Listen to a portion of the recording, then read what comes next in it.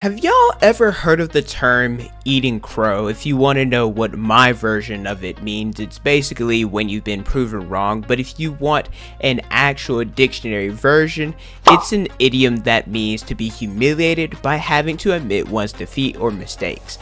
Now, I'm not going to say I was embarrassed or anything like that, but looking back on one of my statements, well, what the hell was I thinking? The comment I am referring to is about Garp's strength.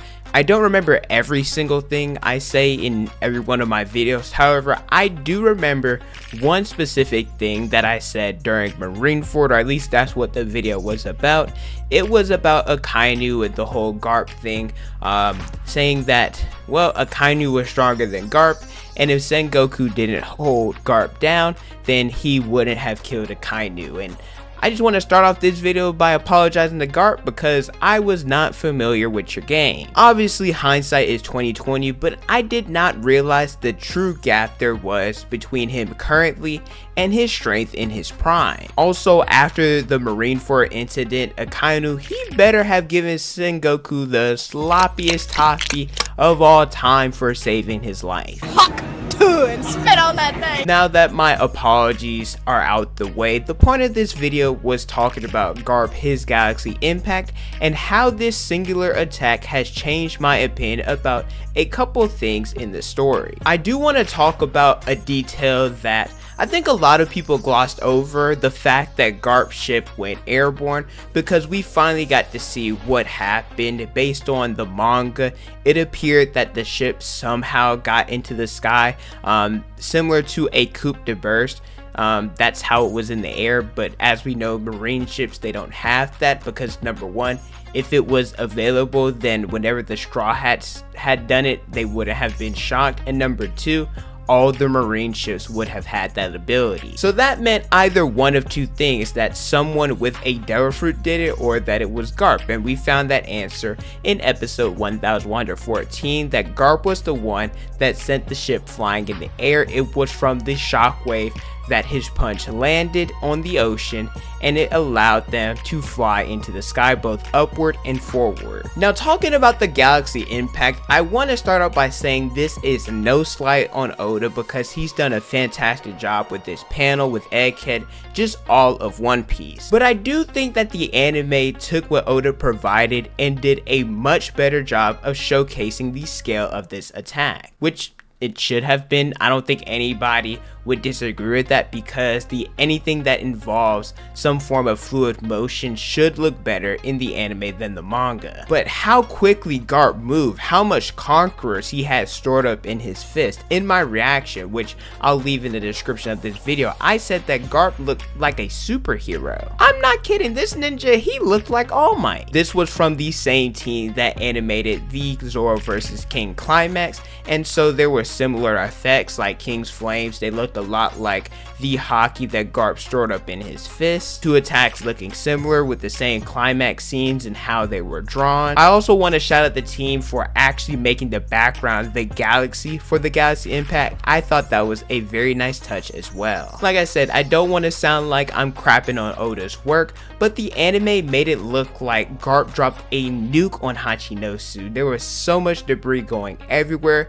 The area was completely wiped out. There was Kobe and Hibari. They were flying where they had to land on a rooftop because of the force of the attack. I just think the anime did an excellent job of showcasing how destructive the galaxy impact was. With how Toei has adapted Egghead so far, I wonder seeing both this and Blackbeard's use of the Gura Gura no Mi when he went up against Law. We saw how destructive that was. I wonder how destructive a clash between Garp and Blackbeard at Hachinosu would have been. But if you guys have made it this far into the video and you're liking the content, make sure to drop a like, subscribe to the channel, and hit the notification bell so you guys never miss out on a new video. We pump out different content all the time. I will say the galaxy impact did give me a new perspective on Garp's strength. I think that I underestimated how much power Garp has lost compared to when he was in his prime, because I knew that prime Garp was different. I'm not an idiot, but I didn't think he was like that. Since there have been plenty of statements about Garp and that he's been declining, in Water 7 when tossing the cannonballs at the Sunny, he stated that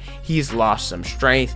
At Marineford, Whitebeard called Garp a feeble old soldier and not to be intimidated by him, and after this attack, Garp stated that he was losing his edge, and I can see why the pirates reacted the way they did, because if this is him losing his edge, then what the hell was he like back in his prime? Which brings me back to Marineford not necessarily being the most serious, and the reason why I say that is because if the Marines wanted to, they definitely could have ended Marineford way sooner than what they did. Imagine if Garp, Sengoku, and even Tsuru to some extent, they actually did something in the story. I mean, we saw them do a little bit here and there. I mean, Garp, he ended up punching Marco, and then there was Tsuru, she ended up washing or using her devil fruits on some no-name pirates. But realistically, these people, they didn't do anything. The only members of that generation that actually did something was Whitebeard. But I guess you could also argue they didn't really need to do anything, because the admirals, the warlords, the pacifista, they were really enough, because when Whitebeard, he went into battle, he knew he was going to lose, or at least it wasn't the most favorable odds, and anybody that says anything otherwise, they're just lying to themselves. Because of the condition that Whitebeard was in, the crew that he had, the allies, compared to what the Marines had, it just wasn't enough. So I'd say the Whitebeard pirates, they kind of lucked out and had a better shot. With Garp, with Sengoku, with Tsuru, they're not doing anything. But I mean, realistically, we know why Oda wrote it like this. This is so that he could set up Blackbeard taking Whitebeard's fruit so that Shanks could end the war, and that Whitebeard could confirm the One Piece's existence. Circling back to the beginning of the video, would Akainu have died if Sengoku didn't start Garp?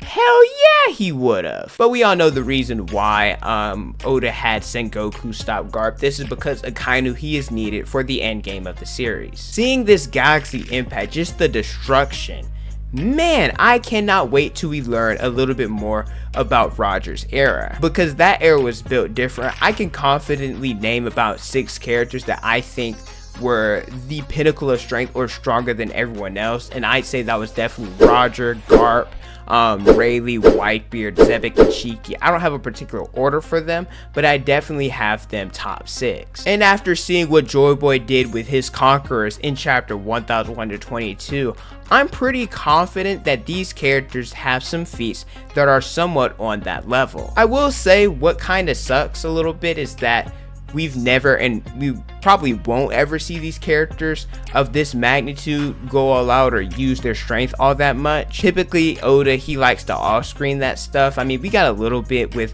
Roger and Whitebeard with their clash, and we'll probably see some stuff extended with the God Valley flashback.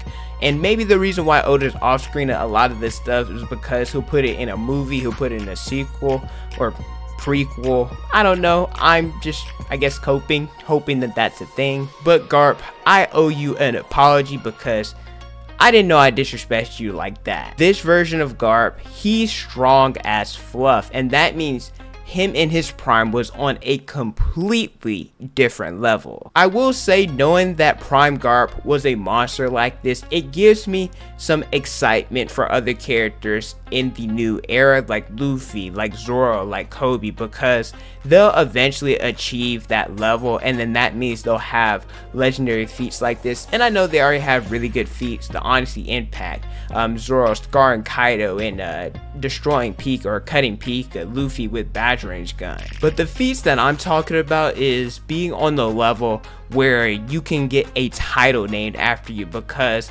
Garp, when he took down the Rock Pirates with Roger, he became the hero of the Marines. But whenever they get stuff like this, that's how you know our favorite characters finally made it to that point. Let me know how you guys feel about episode 1114 about Garp's Galaxy Impact, and if, like me, you made a mistake by misjudging his strength. Thank you guys so much for watching. Don't forget to like, comment, and subscribe. Hit the notification bell so you guys don't miss out on a new video. Follow me on Instagram, Twitter, and TikTok. It's on the screen and in the description below. Thank you guys so much for watching, and don't forget to unleash your potential.